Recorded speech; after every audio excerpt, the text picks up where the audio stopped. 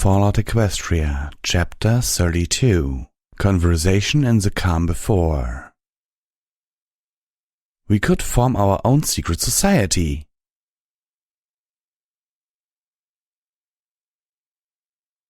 Well, I had just barely floated the painting of Splendid Valley back into place when Homage came in. "Well, what?" I asked, hoping I didn't sound as guilty as I felt. "Did you sneak around behind my back and break into my safe to look at your memories even after both I and you told you not to?"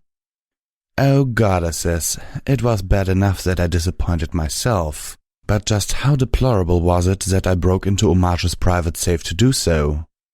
I hated my curiosity and I hated myself for being so weak. I looked to Homage, wondering what to say. Should I admit it? Would it hurt her? Did she already know? "Little Pip," Homage said with a sad yet stern voice, "I don't know what upsets me more, that you broke into my safe and tried to undo everything you'd worked so hard for, or that you actually considered lying to me about it." "But My heart broke. "You paused to think," Homage frowned. "It doesn't take that long to think of how to say yes." My gaze fell to the floor. "I think you'd best sleep elsewhere tonight." I felt my blood freeze. I looked up into Homage's eyes, pleading. The beautiful little grey unicorn gave me a soft, sad smile. "I was there when you made your little speech to yourself. I knew you were probably going to do this, and so did you. I hoped you could be better than that." Her words hit me like a bug to the gut. "But I'm not angry at you for failing, just disappointed." I would rather she be angry. Disappointed hurt so much more. I could handle being yelled at, but the idea that I had failed and saddened Homage. Homage looked at me tenderly. "Before your worries take you to dark places, I'll tell you up front, this doesn't change my feelings for you at all. And my disappointment will be short-lived. I'm not sending you away because I don't want to see you. I'm sending you away because you've been bad and I'm punishing you." She gave me a little smile. "And I think we both know you need that as much as deserve it." The smile faded. "I'll see you tomorrow, little Pip."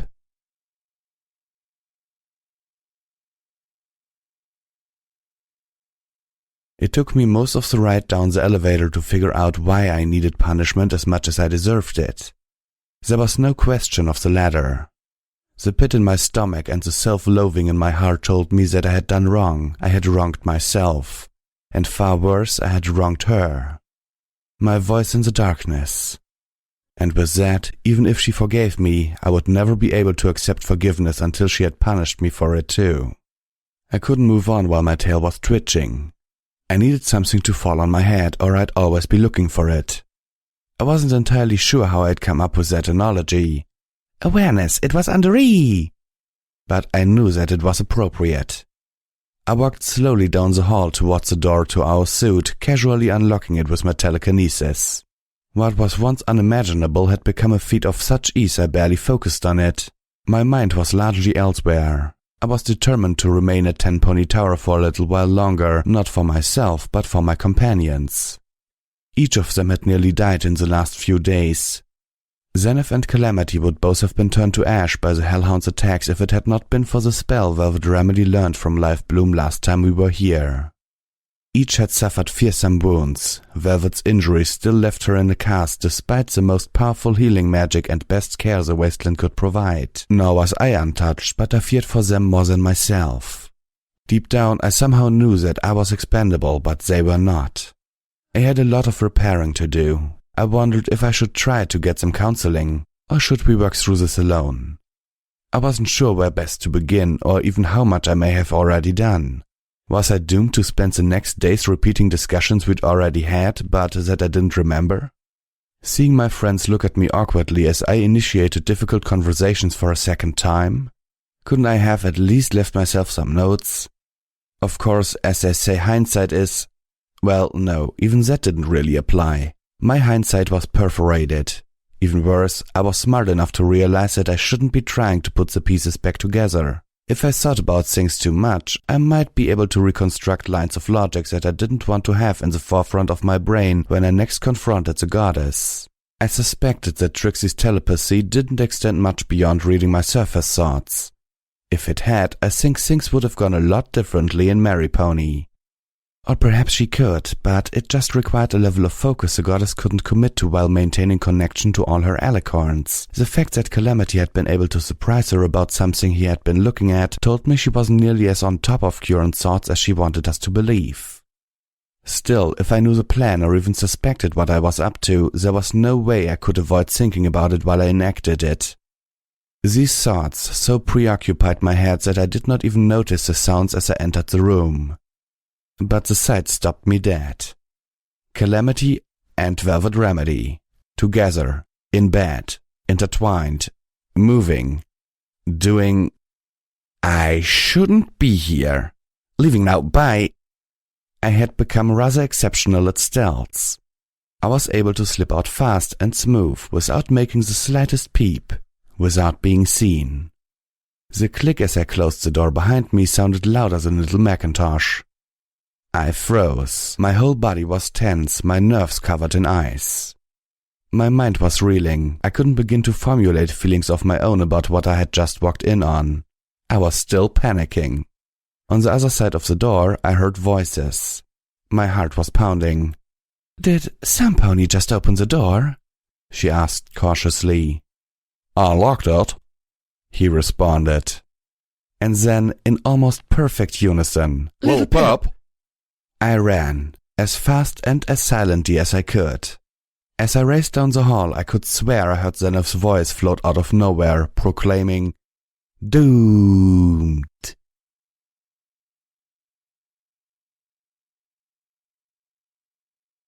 I clopped my hoof on the door to Twilight's Ascenium. Part of me knew I was supposed to be banished from Homage's company for the day, but I wasn't looking to get away with anything, just to get away. I needed a place to hide and a place to stay the night, and Homage came to the forefront of my thoughts. No pony answered.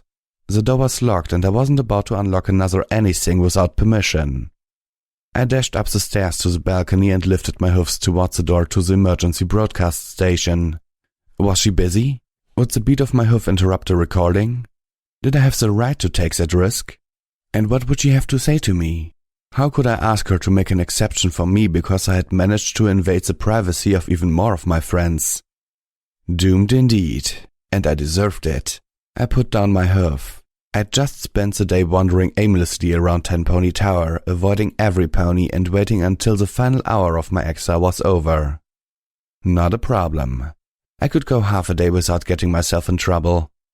I heard a chime in the atrium below. The elevator doors slid open. I crouched flat on the balcony as I saw Velvet Remedy and Calamity step out into the atrium, Calamity helping support Velvet with one of his wings. Oh, goddesses. I couldn't face them right now. I backed up against the MASEBS door, hiding. "You think she's upset?" Calamity's voice sounded below. I could hear the odd thump of Velvet's foreleg cast as she moved awkwardly into the atrium. "Well, I wish that she just sees this as an opportunity to get back at me for some of my teasing." Velvet Remedy's voice floated up to me. Her chocolatey smooth voice had a slightly harried timbre. "But I doubt that she will. The poor girl had a crush on me for ages, and while I've been under the impression that she's over it, I worry she might still feel hurt." Did I? I wasn't sure. I was too wrapped up in the fear of being caught. And now I worried that I might feel like that. It would be unfair and selfish. I had a relationship with Homage that left me exhausted, to be honest. What right did I have to begrudge anyone else a relationship of their own? Especially my two closest friends. I should be happier than ever for them. "I honestly don't think you give Lil Pip enough credit. She's got too much heart to let jealousy eat away at her. Or us. I reckon I got more to worry about in that regard from your bird." It dawned on me that I wasn't feeling happy for them. I didn't think I felt jealous. I wanted to be a much better pony than that. If I was jealous, I didn't deserve the friendship of either of them. But no, I didn't think it was jealousy either that I was feeling. It was concern, an achingly pessimistic worry. Calamity's voice rose up from below again. "Do you think she's here? Seems awfully..." "Quiet. Yes, now that you mention it, if she was in Omar's company, I would expect we'd be able to hear her. At least that is what Zenev would have me believe. I buried my face in my forehoofs, suddenly blushing. There was absolutely no way this could get more awkward and humiliating. I mean, 31, Celestia's mercy. Okay, I was wrong. Now it couldn't get worse. That's a lot, right? Calamity asked in buckish ignorance. Yes, that's a lot, Remedy said. I could almost hear the rolling of her eyes. Did you... Oh no, did Calamity really ask that? I heard the soft smack of Velvet Remedy's hoof. Good for her. You do not ask a lady that, Calamity, she scolded. Then, in a smaller voice, she admitted, Yes, twice. Twice? Oh, the big idiot. And we were... then she was... I felt my ears burning as I realized my Pegasus friend was trying to do the math. How the hell did she have time to come to Splendid Valley? Indeed, Velvet said with a slight trace of bitterness. Clearly Homage's cutie mark should be Little Pip. Obviously that's what she's best at doing. I wanted to melt into the wall and disappear into some void beyond. I wanted the moon itself to come crashing down through the ceiling and crush me. I didn't want them to find me, and I didn't want to be hearing this private conversation. And the mere thought that they might discover I had been unintentionally eavesdropping made me die inside. I heard a splash. One of them had stepped into the fountain's pool. After Mary Pony, I finally understand the Elikon in this room. Velvet's voice mused, changing the subject. I had been wondering how and why Twilight Sparkle would have chosen such a decoration. When we do find her, Calamity stated slowly, I think y'all ought to do the talking. Oh, and why is that? Well, y'all are just better at it than I am. Little Pip will want to know about what we are now and all. I'd just mess it up. And just what are we now? Velvet said silkily. Damn it, Calamity said in frustration and confusion. That's just a question I was trying to avoid. Slowly he admitted, I don't know. Velvet's voice was gentle and kind. You're Calamity and I'm Velvet Remedy, just like we were before, only more intimate. I heard another splash.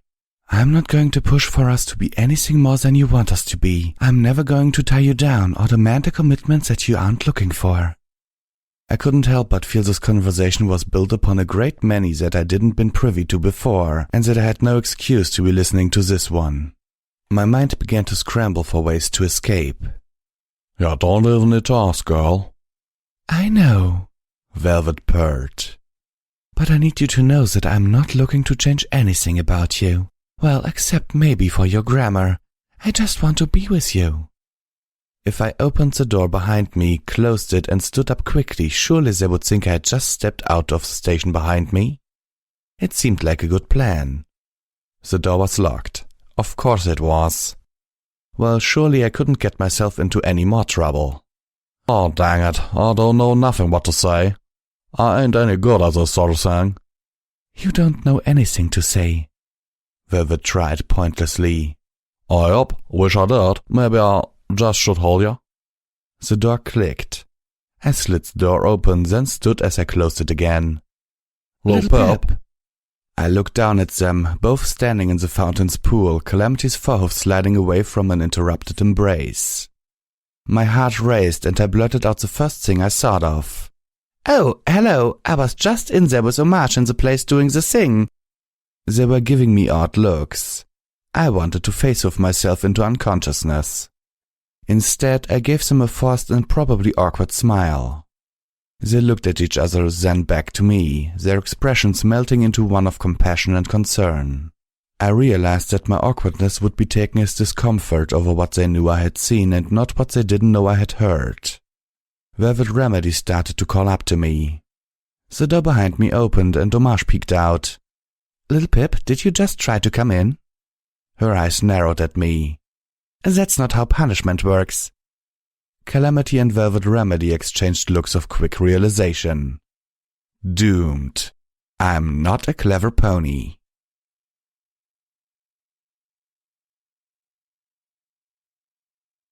After 20 minutes of explaining and confessing and apologizing, with a hint of blubbering, I found myself sitting across from Velvet and Calamity at Homage's table, feeling small and guilty as Homage made everyone tea. At last, however, I had been able to put solid thoughts to my feelings. The problem now was how or even if I should voice them. What if my worries were correct?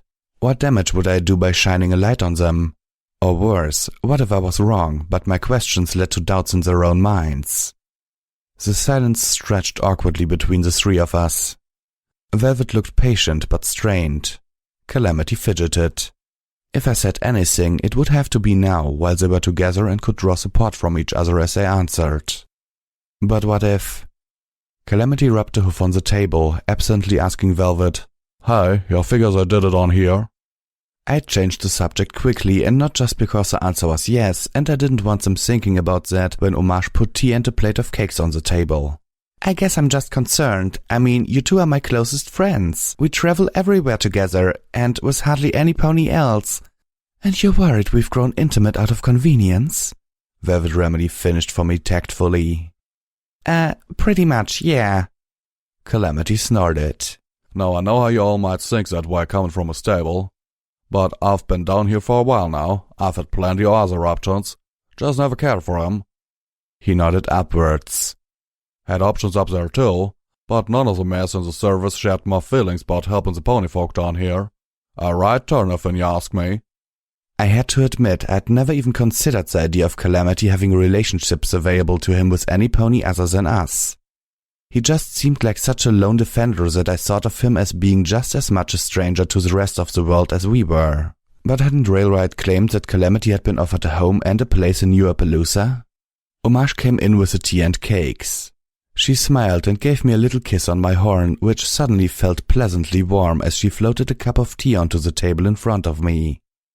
"I'll admit," Velvet Remedy began, "that I was worried about the same thing at first. The first thing that attracted me to Calamity was his wings." "I swear y'all got a feather fetish," Calamity nipped playfully. Velvet giggled primly. "No, I had just abandoned my home and risked whatever I would find out here for freedom, and there you were, more free than I ever imagined any pony could be. Not even the ground could hold you." "Oh, shucks, I ain't no different than any other Pegasi." "Oh, but you are," Velvet cooed maturely. "I didn't know it at the time, but you are so much more. I always wanted to be a medical pony, and I embraced the first chance I got to. But I left my home behind for selfish reasons. You cut your shackles because they were preventing you from helping other ponies. You freed yourself out of compassion and kinship." Calamity was blushing now. I realized I liked seeing him like that. It brought out a beauty in him. "You truly care about ponies," she continued, her eyes roaming over Calamity. "And I've seen how you are with us, especially with little Pip," she said, turning back to me. "He'll stand by you, never leave you, protect you even from yourself. Always there to catch me," I found myself saying softly. Velvet Remedy smiled and nodded. "I feel safe with him around because I know he'll protect us. Especially you, since you seem to need it the most. But he has always been right there for me when I needed him too." I was suddenly feeling guilty again, this time for monopolizing Calamity's time. I lowered my head, breathing in the calming scent of the zebra chai tea wafting up from my cup. Scowling a little, Velvet Remedy couldn't help but add, "I'm not saying we are a match made in the clouds. He does tend to jump to violence as a solution far too readily for my tastes, and he's not the only one." She fixed me with a look. For a few moments her gaze held me like steel, making me squirm. Then her expression relaxed. "But I realize that, in the equestrian wasteland, violence is often the most appropriate response, although not as often as you two take to it, and at least both of you are motivated to shed the blood you do out of justice, compassion, and a sense of responsibility for your fellow pony, all of which seems sorely lacking in far too many ponies out here." She turned to Calamity with a look that clearly said, "Your turn." Homage trotted around and sat behind me, watching unobtrusively. I felt a gentle support radiating off of her, despite her recent disappointment. I was supposed to being punished, but there was no hint of that. I found myself fervently wishing at Calamity to not blow it. I wasn't happy for them because I was worried they were going to get hurt. But I wanted them to be together, I realized. I hoped for them, and Velvet's words were like a ray of real, untainted sunshine. For the first time, I really thought maybe they could last together. So long as Calamity didn't say anything stupid in the next few minutes, that was. Calamity shuffled, looking uncomfortable. I take it I can't just say ditto. I took a long sip from my cup, the slightly bitter liquid washing over my tongue. I felt the warmth of the tea spread soothingly through me. Velvet Remedy gave Calamity a shake of her head. The Pegasus reached back to brush at his mane, accidentally tipping his desperado head into his eyes. Well, she's beautiful, he started. Not just outside. Behind her outer beauty and occasional abrasive personality, she's really beautiful inside. I winced. He was going to be paying for that for a bit. Oh man. From Calamity's shuffle, I guess he knew it too. But he was being honest. I hoped Velvet took that into account. Look, when we first rescued her, I didn't know what to think. She was helping slavers, and she was, well, I was expecting her to be fancy and prissy and highfalutin like the folks in this tower here, but she weren't like that at all. She's beautiful, but she's, I don't know, down to earth. He paused, looking for a word, then smiled as he settled on practical. She's practical, and more importantly, she's devoted. She weren't helping slavers cause she sympathizes for any of what they're doing, but because she's dedicated to helping folk, and she don't let unpleasantness or discomfort get in the way. Calamity wrapped his tail around Velvet Remedy, who was holding him with rapt attention. She's faithful. She's stuck by our side even as we walked into hell. Her wanting to play diplomatic like we aggressive or evil types does wear sin, but I reckon maybe there's something to it sometimes, and she does that cause she really cares about folk and is committed to helping them. Even if a mass of them don't deserve it, and like her to ask if they do. He shrugged. How could I not absolutely love her for that? Looking into Velvet's eyes, Calamity finished by saying, It's like, you're just what the doctor ordered, you know. Velvet rolled her eyes at the corniness but smiled. The Equestria wasteland ain't a pretty place. It's rough and it's grim and it's bloody, and some days it can be hard to remember what's worth fighting for out here. But I don't have to look any further than at this here charcoal unicorn mare next to me to be reminded just how good ponies can be, and just how worth it all the struggle is. Part of me wanted to jump up and hug them. Part of me wanted to tell them to get a room. But then I was kinda to blame for them not being there. Okay, I'm convinced, I said with a smile. Homage wrapped her forelegs around me from behind. Our coupleness made me feel less awkward in front of theirs. Yes, Velvet Remedy said suddenly to Calamity while giving the cakes a declining look. I think they did things on this table. Homage bit one of my suddenly burning ears playfully. Far too late, I changed the subject. So, how long have you two been together? Calamity laughed. You mean physically? Since what? He looked at Velvet, who was trying to keep a ladylike distance from the question. Yesterday? I blinked. Oh, come on, little pup. We didn't even kiss before last week.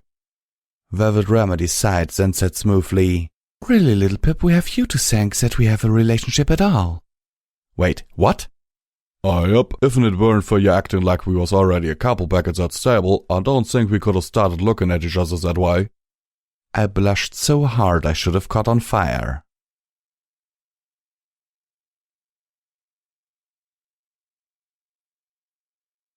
Calamity rolled 2 memory orbs across the table.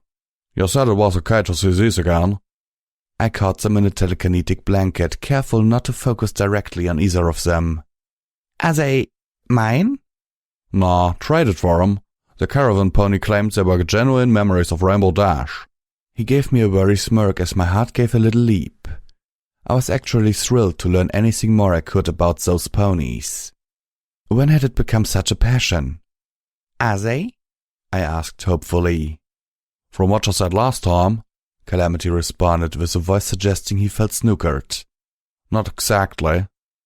I floated them into my saddlebags for safekeeping and finished my tea. It was now barely lukewarm. The conversation had lasted a while. After Velvet and Calamity had taken their leave, I felt Homage's forelegs slip away from me. The cups, saucers, and plate of cakes lit up with the glow of Homage's horn and began to float themselves back to the kitchen sink. I felt like a warm blanket had been pulled from me on a chilly winter night. I guess I should go now. I'm still being punished, right? I got up and began moving, but not in any particular direction. Yes, Homage said a touch reluctantly. I wished punishment didn't mean having to be apart from her. The thought of being alone tonight hurt more than it did before. I stopped next to a desk littered with Homage's personal things. She had a triptych of pictures framed on the desk. Pictures of me in the wasteland, my friends nearby. The pictures were taken from some place high above and far away, zoomed in until I nearly filled the frame, but washed out with the odd tint of all the air between the camera and its subject. I suspected that the pictures were taken by the cameras on those spires. And I suspected the willing desperation tonight hurt Homage as much as me. Couldn't you just spank me instead or something? I asked, hoping for a faster punishment. Homage laughed. No, but tomorrow night I might, as a reward. I looked at her in confusion, one ear dipping. How would a spanking be a reward? Oh my gosh. I lost balance, my head crashing to the desktop. I backed up, stumbling, seeing stars. Homage was chuckling even as she trotted up to make sure I was okay. I think I better go now, I told her, before I hurt myself. Again.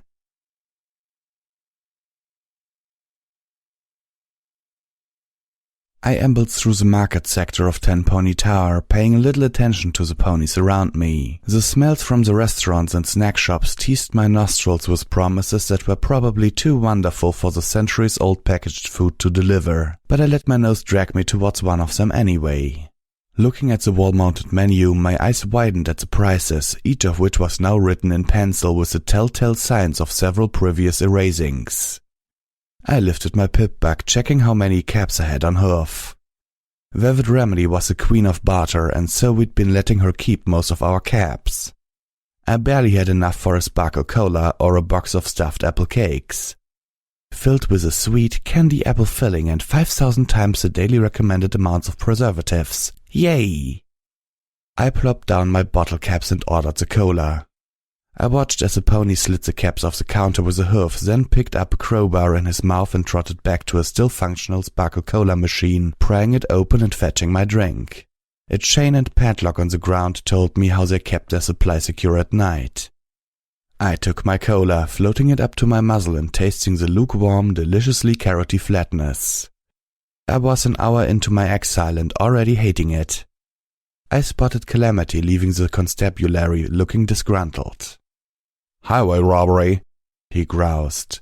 Anywhere else I could buy an armor-piercing round for what they're asking for a rubber one, he added. Well, if anywhere else sold them. I scampered over to trot at his side. How's your wing? Calamity smiled, judging my intentions. Vivian and I are both doing fine. Well, not fine. She's hurting inside. What happened to both of us in Old Olney scares her badly. But we're working through it together, so don't go trying to set us up with a shrink again. I blinked. I did that. I had considered it earlier. Oh, yep, not one of your better plans, Calamity noted. But well-intentioned. I wasn't sure I wanted to see that memory. Ever. We walked in silence a while. I drank from my cola, then offered some to my friend. Calamity accepted, biting down on the bottle's rim and tilting it back for a swig. Then he passed it back. We walked on in silence some more. I'm worried, little pup. I nodded. There were about 100 things for us to be worried about, plus several extra ones for Calamity as he plunged into this newly deeper relationship with Velvet Remedy. The Enclave, that experiment in Old Olney, that was new. Post-Calamity new. I don't know why they would be there, but they wouldn't be doing that or what they're all up to. He looked at me. And I'm worried. Of all the possible worries he might have, this was the one I expected the least. But I knew that I shouldn't have. These were his pony folk, his old home. They had to be weighing on him as much as concerns for Stable 2 weighed on me. The Pegasus are good pony folk, Calamity said. Whatever happens, remember that, 'cause the Enclave, they ain't. Not so much.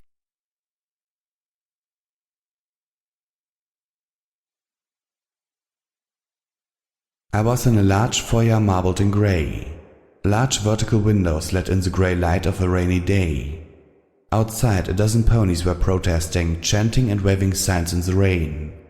Inside, ponies trotted about on personal business or stood conversing in clumps. Many wore long raincoats, still slick with a wet sheen. A few were hauling small wagons filled with boxes. My host was an earth pony mare sitting behind a long counter, gazing languidly at the text on a terminal. From the stirring warmth in certain parts of her body, the story she was fixated on was a cloppy nature and probably not safe for work. A familiar voice echoed from somewhere above and safely distant enough that my host was able to change the screen to a memo on wartime stress disorder without rushing suspiciously.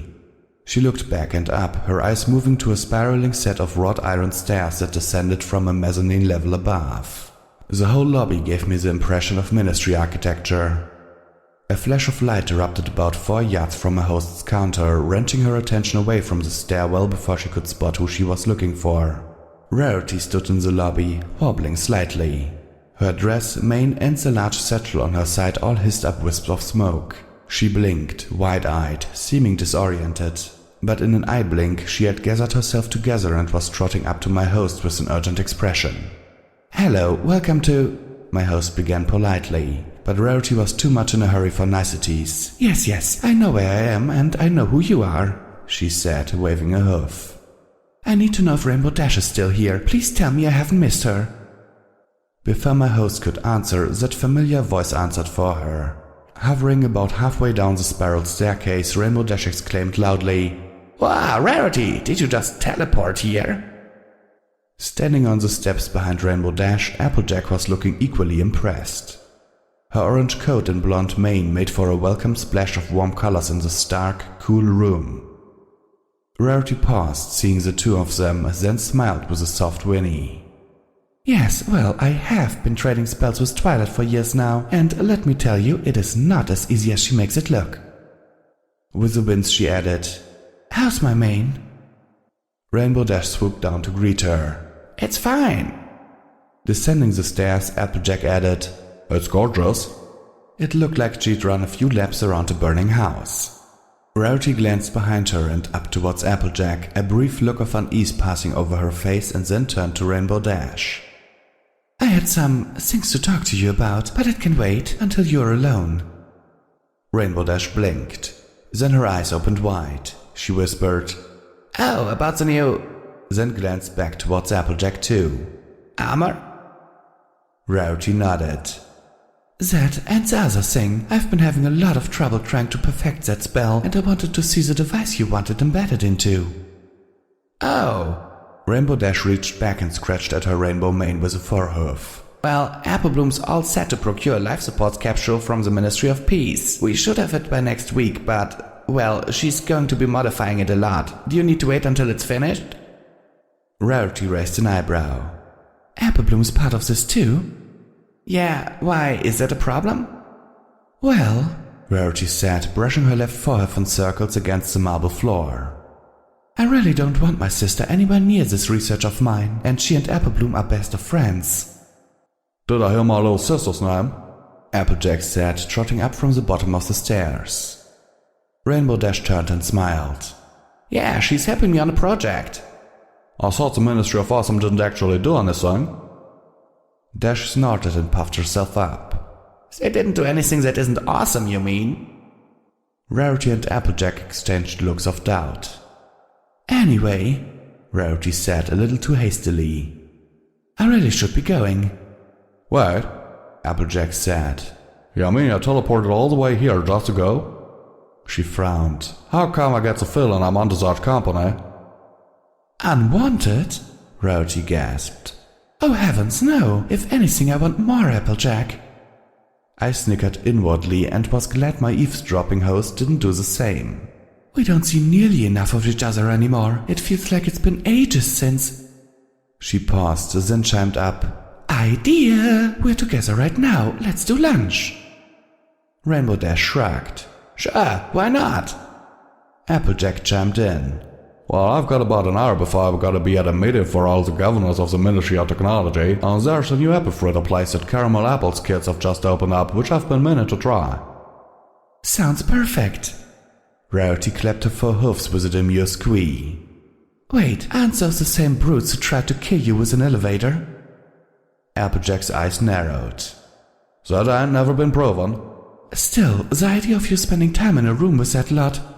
Yeah, Rainbow Dash jumped in. Want me to come with you?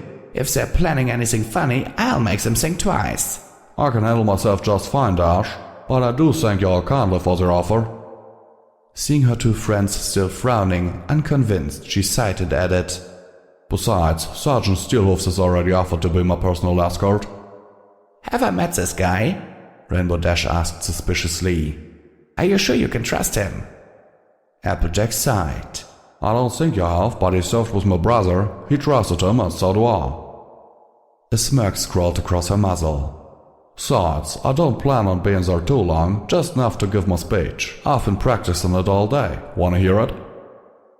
Rarity's eyes widened at the thought of listening through an entire speech by Applejack, or perhaps just alarmed at having to do so in a public lobby while her mane was frizzy. Maybe over lunch? She suggested. Sure.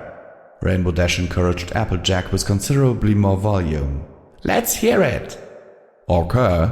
Applejack paused. Stood straight and tall, cleared her throat, closed her eyes. Y'all are fired. Rarity and Rainbow Dash stared. Applejack opened one eye and blushed. Well, how was it? That's it? Oh, yep. She blushed some more, looking a bit proud of herself and yet a touch worried. Awesome, you tell them, AJ. Rainbow Dash grinned wildly as Rarity stomped on the floor with applause. Dang, now I want to go just to see their faces. Hey, Rainbow Dash! A voice called out from the doorway, causing her head to whip around. 3 elderly Pegasi trotted into the lobby. One of them, a light grey buck with a short-cropped, age-grade mane that fell over his eyes, hadn't been wearing a rain slicker and shook himself, spraying water everywhere to the shouts and grumbles of the ponies in the lobby around him. "Hello, welcome," my host began to say, but her words trailed off as the 3 Pegasi pushed their way up to Rainbow Dash, ignoring every pony else, including her friends. "Hey, Rainbow, remember me?" A mustard-colored buck said, stepping forward in front of the others. He was an unusually large buck, his rain slicker covering only half of his flank, revealing most of a large orange basketball for a cutie mark. I wondered idly if he had 1 ball or 2, then immediately wanted to jab my hoof in my eye to kill the mental image that followed. Rainbow looked them over, then narrowed her eyes and shook her head. "Sorry, no, I'm rather busy and only have time to remember important ponies." The 3 all scowled. The mustard one growled, shoving a hoof into Rainbow's breast. "Well then, maybe you remember my little brother. He was one of the Pegasi you got killed fighting the dragon over Hoofington." Rainbow Dash's eyes went wide. Her demeanor changed immediately. "Oh, I'm so sorry. Several brave ponies died valiantly that day." "Yeah," said the third, a Pegasus the color of dark dust, with piercing blue eyes and a few remaining strands of sandy mane on his bald-coated head. "Seems an awful lot of Pegasi die valiantly these days. In fact, seems like we do the bulk of the dying. I don't know any pony in Cloudsdale who ain't lost family." Rainbow Dash nodded sadly. "The war." "The war," the dark dust pony scoffed. "The war's on the ground, against zebras." "And dragons," Rainbow Dash reminded him. "They're using dragons now, in case you somehow forgot, not to mention griffin mercs." "And some of them have magic fetishes that allow them to fly," Rarity chimed in knowingly. "If you think it's impossible for an earthbound mare to fly her way into Cloudsdale with the right magic, you have tragically short memories." The mustard-colored one spat. "Well, they wouldn't be bringing in dragons if the Pegasi had just stayed out of the war. Now I hear you're pushing Luna's new initiative to put more Pegasi on the front lines. You won't be satisfied until every one of us is facing down zebra guns." "If the had just..." Rainbow Dash sputtered. "What?" "And we aren't the only ones who think that either," the balding one informed Rainbow Dash coldly. "And while we might not be important, my sister is the mayor of Cloudsdale and she..." "Not just 1 apple buck a minute," Applejack interrupted loudly. Now I know you all have lost kin, and I know how much that hurts. She strode up to the mustard-colored buck. I lost my own brother in this war. His name was Big Macintosh. Y'all may have heard of him. The mustard-colored pony had the dignity to look abashed. I heard a click and a word from above. My host turned away from the argument as the text on her screen disappeared, replaced by a flashing warning. Live grenade detected. At seemingly the same instant, Rarity gasped. Grenade! Ponies began to scatter, running into each other, not knowing where to go. Rarity's magic flared around her satchel, opening it. Beams of colored light shot out from the twin magical energy turrets which had descended from the ceiling. They struck a pony in the crowd, turning her into a burning pink silhouette of whomever she had been. My host looked down, scanning the floor, her actions seemingly unbearably slow. I mentally shouted for her to duck for cover, but she seemed transfixed. Her eyes fell on the metal apple not 2 yards from her desk. The dark bulk of a large, open book fell down over it, and 4 white hoofs jumped on top. The book. In an instant, a flash of fire and swirling magical energy underneath the book. A cracking sound that left a buzzing silence in its wake. A rippling of explosive force that threw Rarity back. My host stumbled, disoriented, a ringing in her ears. Every pony was shouting, but their voices seemed muffled and far away. I spotted the black book. It had landed next to Rarity, smoking but undamaged. I felt conflicting waves of horror and relief. How could any book survive smothering a magical energy grenade? What kind of book was this? And yet, thank the stars that it wasn't hurt.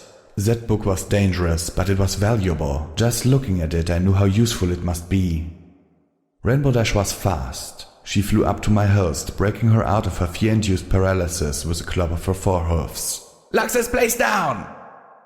She shouted over the ringing in my ears. "Gather the witnesses and call the Ministry of Morale. Some ponies saw something, even if they don't know it." Applejack was trotting around, calling out, Is every pony okay? Any pony hurt? She turned to my host and lifted a hoof as she shouted, her voice sounding like it was coming to me through yards of thick cotton, but at least the buzzing was quickly fading. Call up the Ministry of Peace, have them send counselors. My host nodded. Rarity groaned, getting shakily to her hoofs and rubbing her ears. Quick thinking, Rarity, Applejack said, dashing over to help her up. I reckon I just saved a mess of lives with. Applejack froze, staring at the black book. Is that what I think it is? Turning to Rarity, a dark scowl crossing her face, Applejack said, You said you were gonna get rid of that cursed thing. Dusting herself off, Rarity stared back. I said I would burn it, Rarity said calmly. And I tried, but as you can see, it doesn't burn.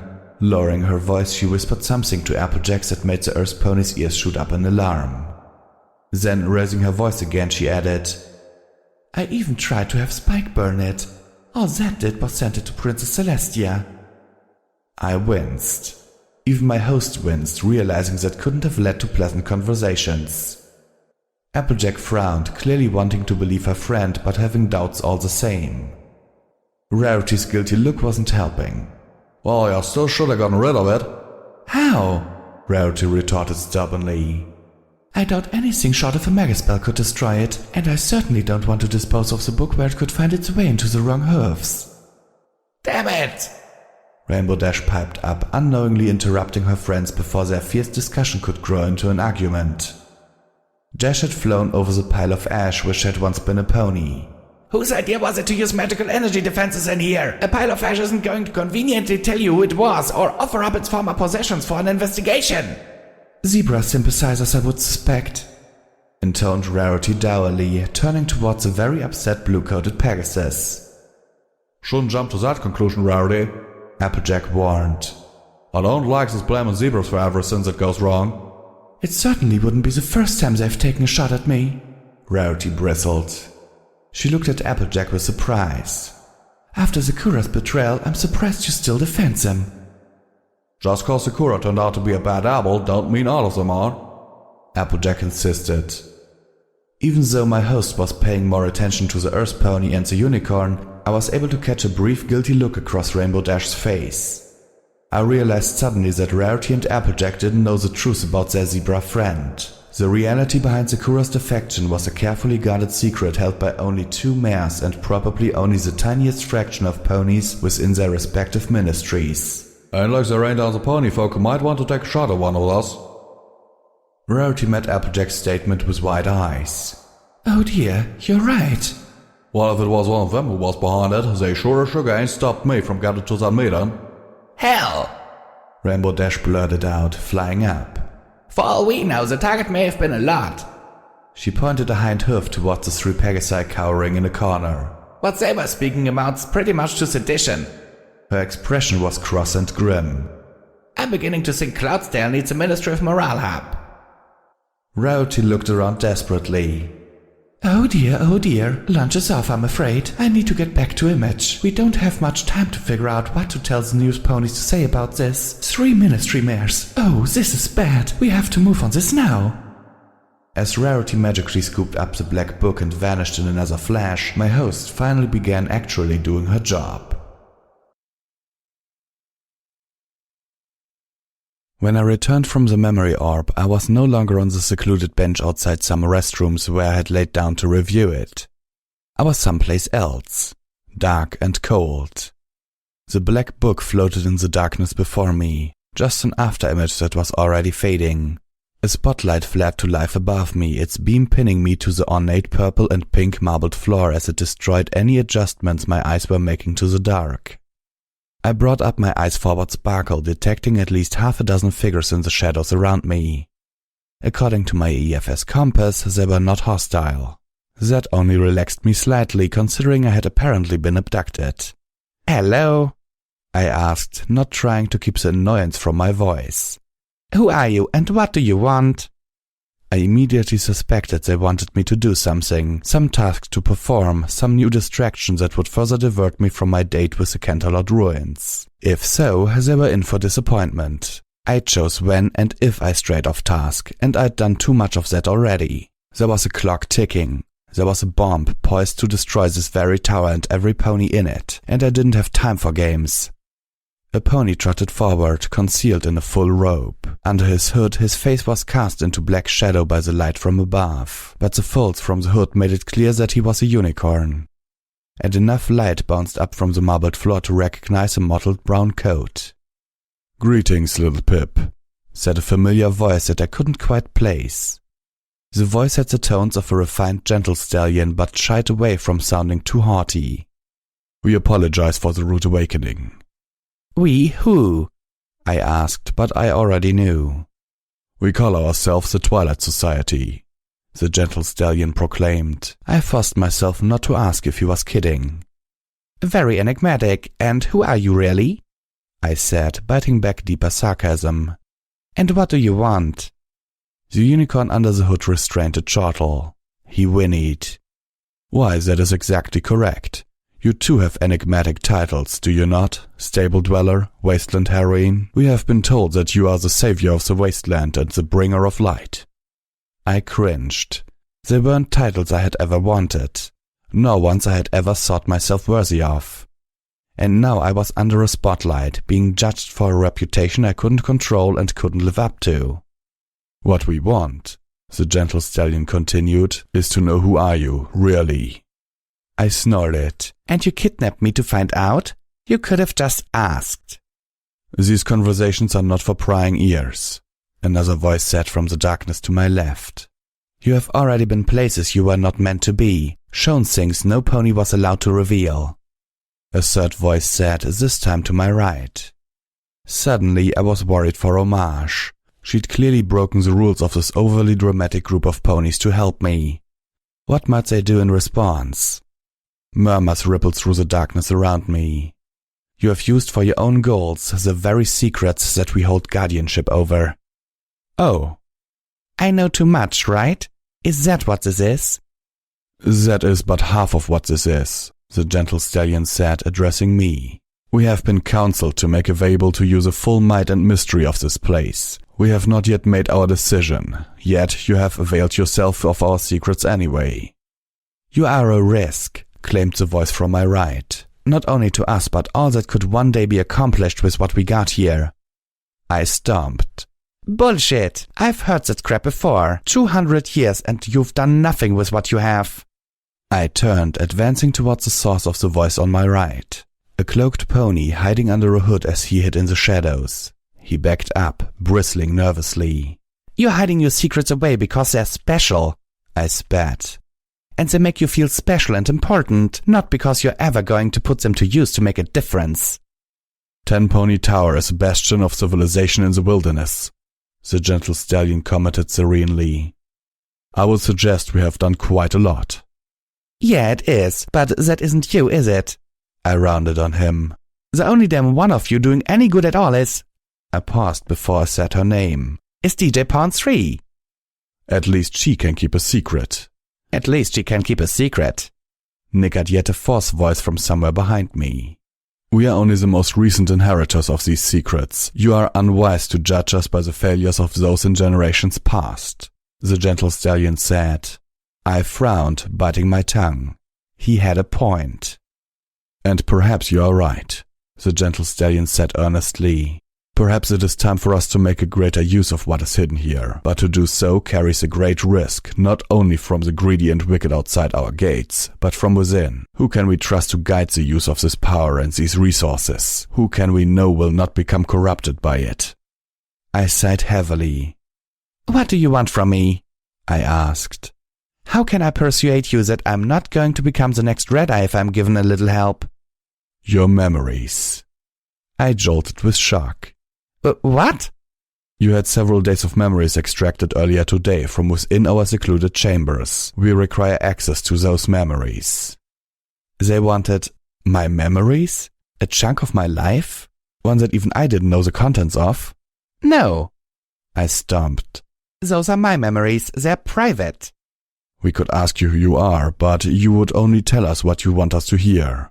The perceptions of others are fragments and heavily colored by their own perceptions. How better could we possibly learn who you really are? I fumed. I didn't want to trust something so precious to these strangers. I didn't trust them. I trusted Homage. That was all. Plus, it felt wrong, like a violation, which I knew was hypocritical at best considering how much time I'd spent prying into the memories of others. The voice on my left intoned, We already know that Red Eye is threatening this tower and the lives of every pony in it to motivate you. If you are playing with our lives, do you not think we at least deserve to know what the score is? I stopped fuming, considering that. Finally, I took a deep breath. Will I get them back? If the answer was no, this deal was off. And if necessary, I would fight my way out of here. Of course, the gentle stallion told me. Fine, then yes, but on 2 conditions. Underneath his robe, the gentle stallion cocked his head. And what conditions would those be? 1. The memories do not leave Homage's possession. I trust her to guard them. So far, I have no reason to trust any of the rest of you. Agreed. And 2? Homage continues to live here as long as she wants, safe from any repercussions for having helped me or revealing what she did. Some murmurs. Unhappy ones. Non-negotiable, I said. I hoped I had this card to play. What if they decided that they really weren't that interested in me after all? But the gentle stallion answered. Agreed. I felt a sigh of relief. Conditionally. I felt my heart skip a beat. The roped pony elaborated. No actions will be taken against Homage until all of us had the opportunity to view the memory orbs. Should what they reveal of your character and methods persuade us to deem you an asset rather than a threat, then no actions will be taken against her and record of her misdeeds will be expunged. If, however, your memories prove that you are a menace to our society or this tower as a whole, then Homage will be judged accordingly. I knew that by agreeing to this I would be putting my memories in jeopardy, running the risks that I might never see them. But in the end, what else could I do? My memories were a small price to pay compared to the potential rewards. I prayed that I had at least a shred of the sort of character that DJ Pawn 3 attributed to me. I was relying on myself to have been a decent pony.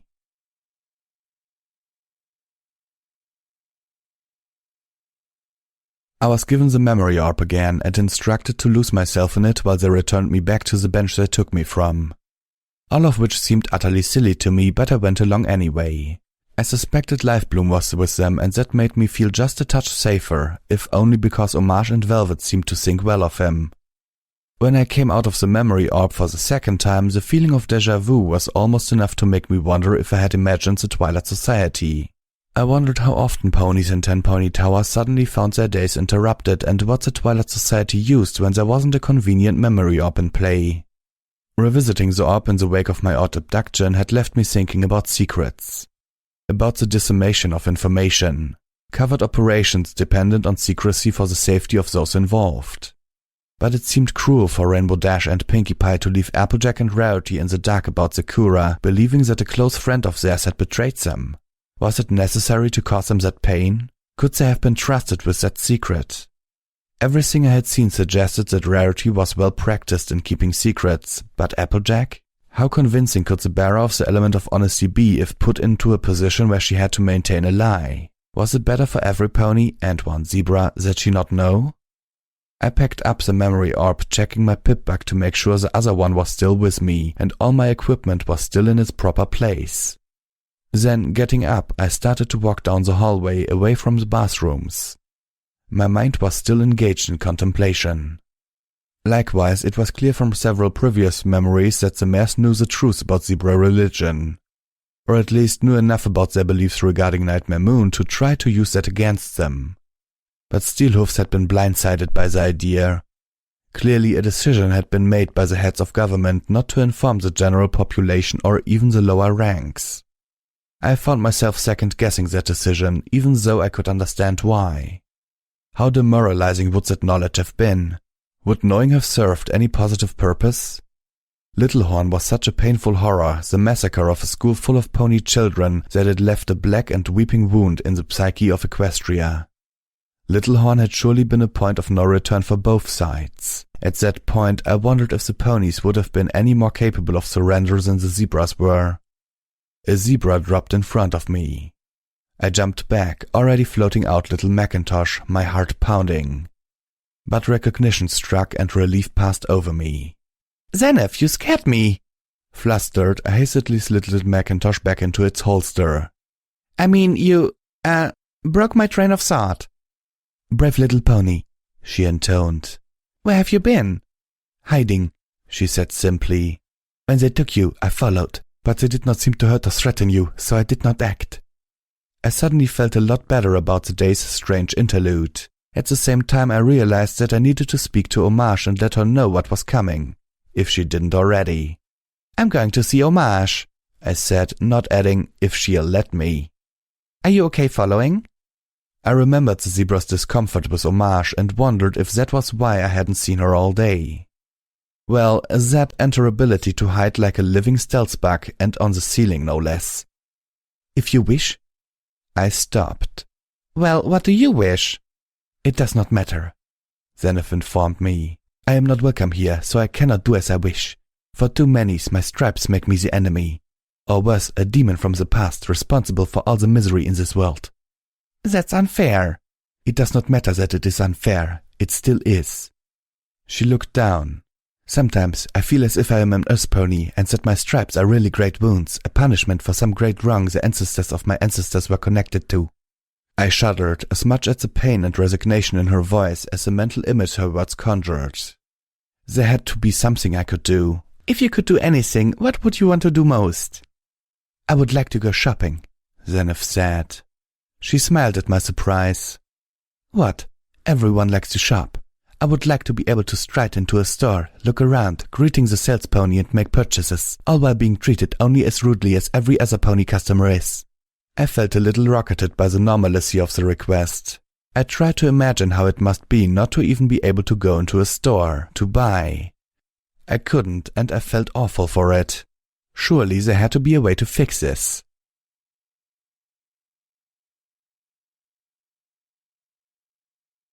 "We could dye her coat a new color," Homage suggested as she floated the huge painting of Splendid Valley away from her safe. She was moving my box of memory orbs to another location, so she would not have to reveal this safe when the Twilight Society came for them. A near black charcoal would hide her beautiful straps enough for a modest gown and hat to obscure them completely. Although, for the life of me, I can't imagine wanting to do that.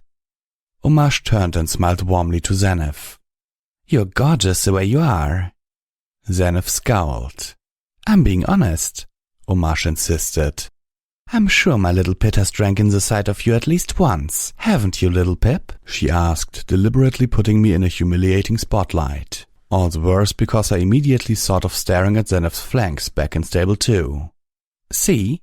Homage laughed. That burning face means little Pip's been watching you. Zenith was staring at me. I sank to the floor, putting my forehoofs over my head. After a few excruciating moments, Zenith replied, I am a zebra, and a scarred one at that. Yes, Homage agreed, unlocking her safe. And a beautiful, sexy mare of a zebra at that. A simple glamour should then mask your zebra-ness from notice, Homage suggested as she swung the door of the safe open. But are you sure you want to hide who and what you are like this? I hide all the time, Zenith said simply. This is no Zenith made a slight choking noise, backing up, her eyes fixed on something just beyond Homage. At her reaction, we both followed her gaze. The Star Blaster. You have it locked away like a treasured possession, Zenith intoned. Homage frowned. I have it locked up to keep it from hurting any pony. Zenith blinked. The zebra cast a look to me as she slowly asked, Then you know that it yearns to kill. Homage gave me a quick, quizzical look. I tried to return it with an expression that told her Zenith was deadly serious in the claim. Homage didn't laugh. She didn't look like she found the idea even a little funny. I'll admit, I'm a much better shot with that thing than I've ever been with any other weapon I've tried, including other magical energy weapons, but I attribute that to magical energy weapons being damn rare in most of the Equestrian wasteland, and all the others I have tried being poorly maintained pieces of rubbish. Zenith remained silent, waiting. No, I don't think it actually wants to kill. I don't believe that thing is alive or sentient, Homage told her. But I do believe that it is made by crafters with murderous intentions. Crafters? Zenith asked. It's a complex techno-magical tool. I don't think the stars just willed it into existence. Someone or something made it. She looked at the zebra. Isn't that how the stars work? They help guide people to their own destruction? I was startled by the response. I remembered now that it was Homage who first spoke of me of the zebra's mythology, and she had spoken as one who put some credence to the notions. Then you believe as we do? Zenith asked slowly. I believe that most our religion is born of a mixture of truth and fantasy, hope and fear. How much truth is in any one mythology is hard to say. Homage pulled the box full of memories from the safe before closing the safe up again, sealing the weapon from the stars away once more. But I believe that the amount of truth in the zebra's legends is a good bit more than zero. I don't believe that your ancient ancestors understood the stars nearly as much as they believed they did. Homage looked to me, addressing us both. But I have seen enough to be certain that the void beyond the moon holds wonders and terrors far beyond our imaginations, and that at least some of what is out there is malicious beyond our conception of evil, and is looking this way with hostile intentions.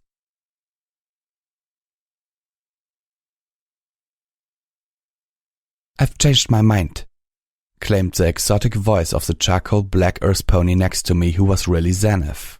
I like her. Zenith, the not a zebra, was peering into jars of strange things floating in stranger liquids that lined the back shelf of the secluded apothecary, which crouched around the corner from the main stores like a little colt hiding from bullies. The proprietor kept shooting us nasty looks, but I felt they were more directed at me than Zenith. She was dressed in a gown of subtle goldenrod and ivy, with a matching white-brimmed hat. The entire ensemble made her look not only lovely, but right at home amongst the fine ladies and gentle stallions of Ten Pony Tower. I looked like me. Like who? I asked before I realized the obvious answer. Homage? I suddenly felt a little giddy. The not a zebra nodded with a smile. I wanted to dance around shouting, "Yes!" but I was already getting enough looks from the proprietor. Zenith had clearly been enjoying her evening, strolling openly down the streets, passing through the crowds, sitting down at the same restaurants and being served by the same snobbish waiters, paying the same unreasonable prices as every pony else for confections made of sweet potato pudding and deep-fried applesauce. More than once, some pony had snidely suggested she take me to a dress shop and gave her sympathetic looks, as if I was a younger relative she had been burdened with and my appearance was some sort of useful rebellion. Sometimes I hated being small-framed. "The selection here is wonderful," Zenith commented, "but I had not expected such high prices." "In case you haven't noticed, miss," the stallion behind the counter grumbled, "we're not getting any fresh product anytime soon. It's a seller's market." The prices of everything in Ten Pony Tower had tripled since the first time I had been here. Red Eye's blockade was killing commerce with the caravans and scavengers. I could feel an undercurrent of worry in the marketplace. Earlier, a mare had snorted, exclaiming, "The mere thought of the wines meant for my cellar being sold instead in one of those dirty little places like Gutterville or Arbu gives me the vapors." I had remembered how much I really didn't like the company of these ponies. Shouts from outside drew our attention. Zenith smiled politely to the stallion, glowering from behind the counter, saying, "We will be right back." He didn't look like he believed it and scowled at me as if I had been intentionally wasting his time. Backing away from him, I turned to follow Zenith out of the shop. Ladies and gentle stallions gathered by the nearest outside windows in small crowds. Prim and proper young fillies and colts squirmed about and climbed on their parents, momentarily forgetting proper decorum as they tried to get a peek. Zenith, revealing her ability to talk to these strangers, asked, "What is the commotion?" It surprised me, not for the first time, how easily she blended in now that the perceived stigma of her race had been obfuscated. "The slavers," the colt replied as he quickly trotted past us, heading towards the window. "They're leaving."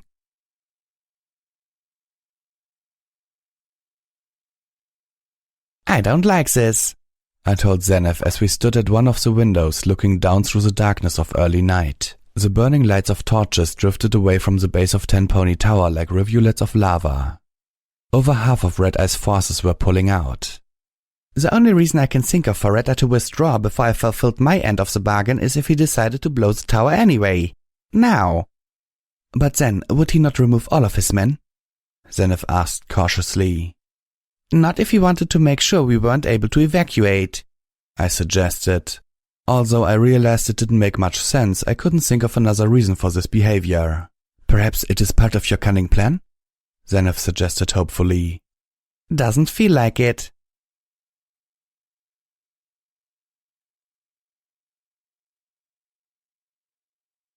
"Aren't I supposed to be being punished?"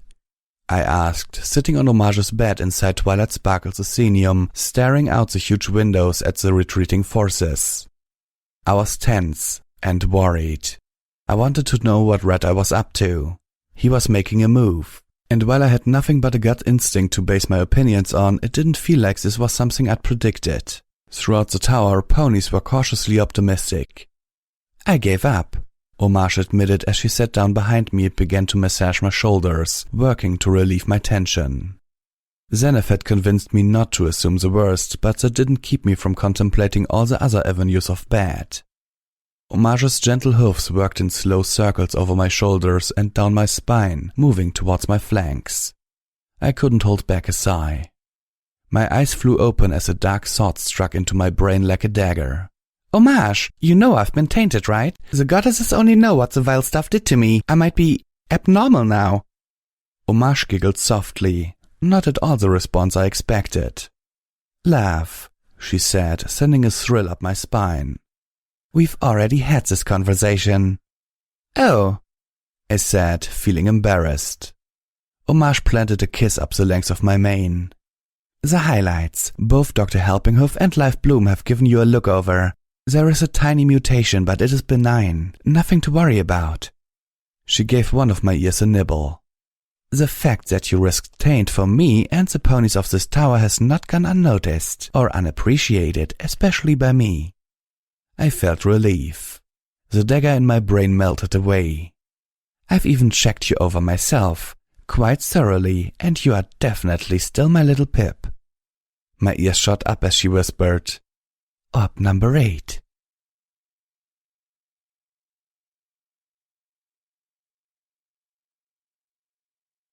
I held Hommage in my forelegs, nuzzling her softly. She leaned into me, her body warm, her breathing pleasantly heavy. "Hommage?" I asked in trepidation. I didn't want to spoil the night. "Yes, love?" Hommage's sweet voice panted gently up to me. "Are you doing all right?" "After that? Oh, yes." She giggled. I tickled her absently, enjoying the ability to just touch her. "You know what I mean. Things you have been rough lately, and a few days ago what you had to do to save us."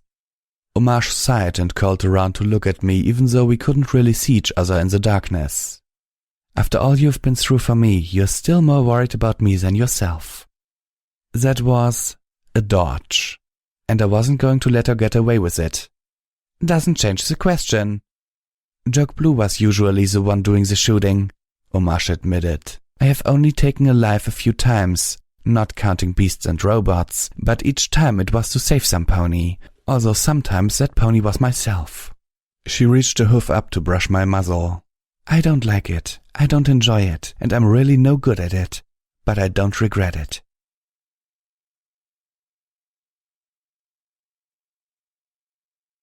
The next morning a light rain had begun to drizzle, spotting the windows and making the grey-on-grey of the Manhattan ruins into a monochromatic haze. I had used my binoculars to search the ground below, startled to find that only a third of Red Eye's forces remained. But they looked like they were camped out permanently. My heart felt heavy and my head was foggy from a lack of sleep, the latter being entirely Hommage's fault. Not that I minded, not even slightly. But I was beginning to feel guilty for the amount of attention she lavished on me compared to the other way around. I couldn't do anywhere near the things to her that she could do to me, and I was beginning to feel inadequate in comparison. I had reached the point where I was going to have to start asking her for instructions. A request that, no matter how I tried to phrase it in my head, always sounded pathetic rather than romantic. The little red wagon squeaked along behind me.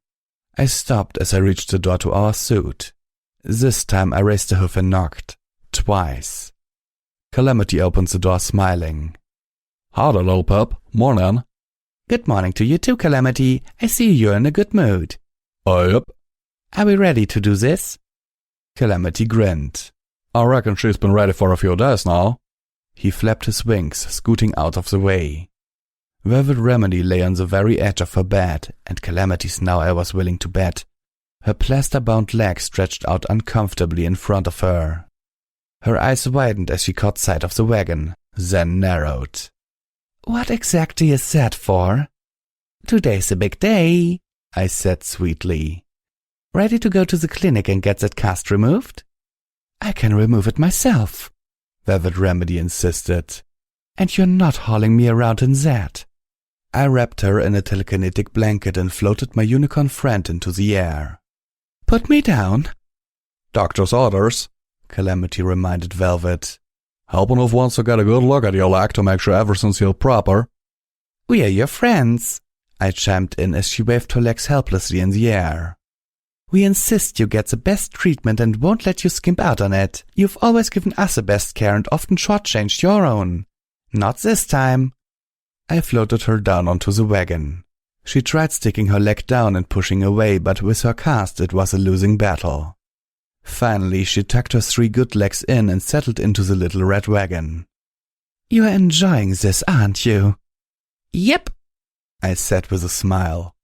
I turned and strode out the door, pulling her slowly through the hall towards the elevator in the very same wagon she had once hauled me to the very same place in.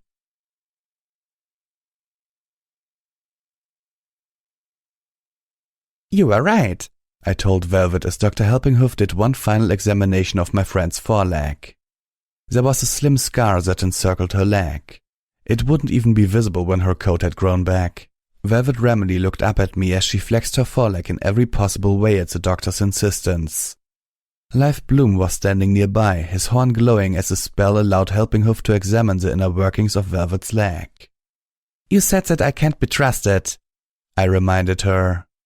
She sighed heavily and started to say something that would surely have been comforting, but I didn't let her. I needed to say this.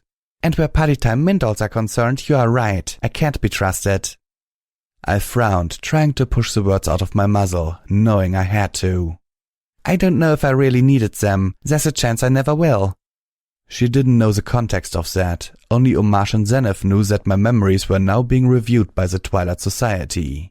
But I do know that when confronted with a chance to slip some into my saddlebags, I wasn't strong enough. Velvet Remedy was looking at me sadly. So from now on, I need you to do what you said you would. Go through my things, check my pip bag, maybe Live Bloom can hit you a PTM detection spell, whatever it takes. I trembled a little, hearing the tone of begging creep into my voice. Please, I want your help. I need it. Slowly, Velvet Remedy nodded. Of course, little Pip. Well, Dr. Helpinghoff announced, I'd say you've made a miraculous recovery, young lady.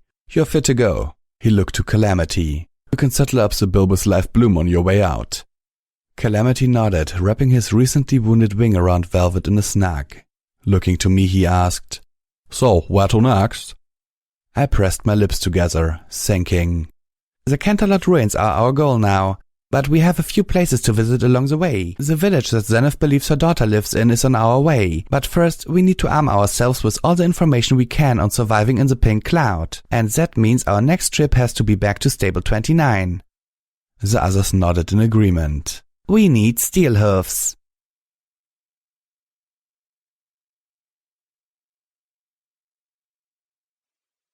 It was a particularly beautiful day in Ponyville. The sun was shining, pouring a warmth down on the equestrian village that cheered both the land and the soul. Only a few clouds spotted the sky, and a mint-green Pegasus flew about overhead, belatedly kicking them away. Below, brightly colored ponies trotted about their daily business, often stopping to give a neighborly hello to those they passed on the street. A trio of bunnies darted between bushes, carrying radishes pilfered from some pony's garden. "Oh my," Fluttershy said, watching through strands of solid pink mane as the bunnies darted between her legs. For a moment, she seemed ready to break away from the other ponies she was walking with to fly after them. You fellas doing alright, Applejack commented, looking up into the sky. But it just ain't the same with our Rainbow Dash. That's what I wanted to talk to you about, Twilight Sparkle told her, floating a letter out of her saddlebag. I got a letter from the princess today. She says that Rainbow Dash isn't just on a vacation. She's signed up for the new Equestrian Skyguard. Poor dear took what happened to the Wonderbolts really hard. Rarity commented, adjusting her newest head creation so the feathers all float with a gentle summer breeze. I can't say that I blame her. Yes, well, the princess doesn't want to see her get put in harm's way, but it wouldn't be right for her to tell Dash no. So... Twilight opened the letter as the others gathered around her, listening intently. Princess Celestia has given us a mission. We're to travel to the Buffalo and try to strengthen diplomatic ties with them. Given Rainbow Dash's previous experience with them, the princess feels that she would be the ideal envoy. Oh goody! Pinkie Pie bounced. I've been working on my song and I think... Oh hey no, moaned Applejack. Oh dear, winced Rarity. Ummed Fluttershy. No singing, Twilight Sparkle said sternly. But... No singing, she repeated. Princess's orders. Oh. Twilight, darling, Rarity asked concerned. Did Princess Celestia say why exactly we are strengthening diplomatic ties with the Buffalo? I mean, other than to keep Rainbow Dash occupied. Twilight shook her head. A heavy silence fell over the group of friends that was distinctly at odds with the cheery brightness of the day. Applejack was the one who broke it. I heard talk from some of the folk at the Farmers' Expo last week. They're saying... She paused, as if scared of the words she was thinking and what would happen if she said them aloud. We might be heading to war. Fluttershy gasped and disappeared behind a stump.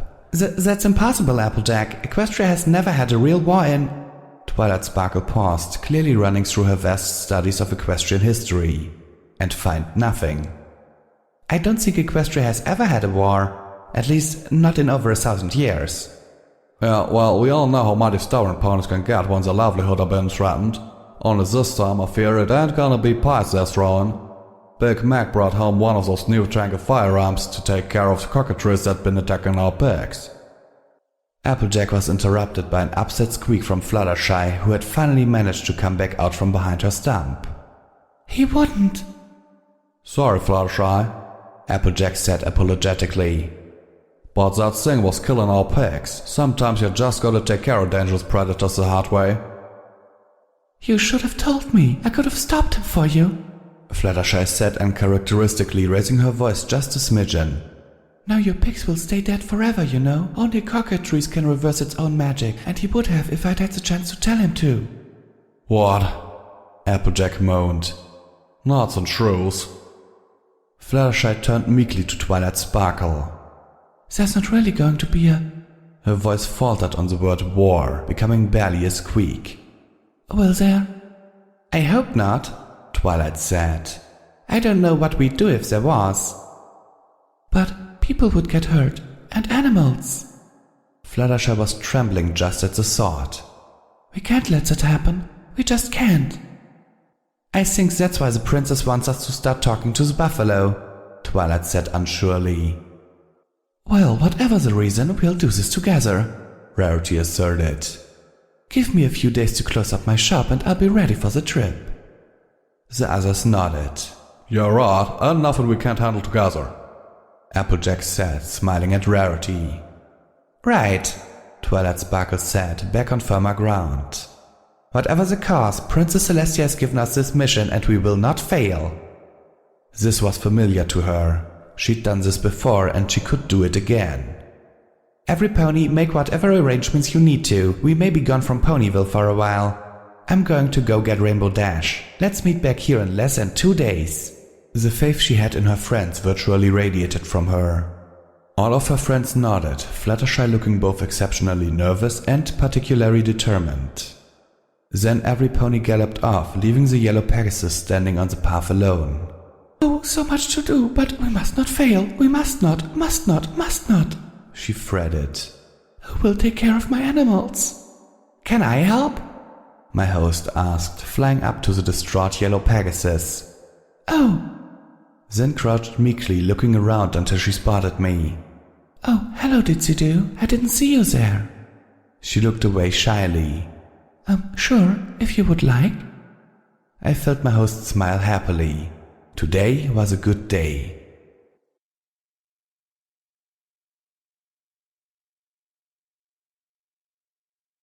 Footnote: Maximum level.